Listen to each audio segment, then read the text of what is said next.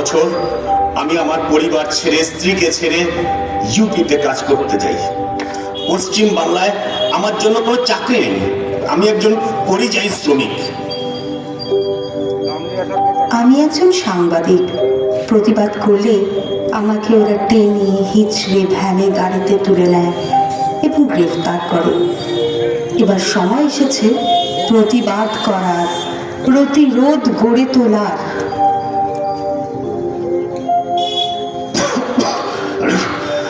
আমি একজন অসুস্থ মানুষ।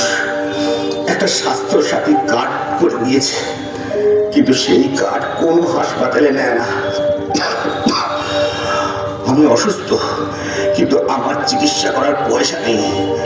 মোদী সরকারের দেওয়া আয়ুষ্মান ভারত কার্ড এখানে চালু হতে দিল না। আমি সন্দেশখালীর মেয়ে। আমিও আমার মতো হাজার হাজার মহিলাকে ওই শাহজাহানরা, উত্তম, জাহাঙ্গীর, ওদের সাকরেদরা রাতের বেলায় ক্লাবে নিয়ে গিয়ে অত্যাচার করত। বলতো মুখ খুললে স্বামী বাচ্চাদের খুন করে ফেলবে। বাংলাকে বাঁচাতে গেলে আবার কেন্দ্রে দরকার মোদী সরকার। হ্যাঁ, এইবার 400 বার চাই জোরদার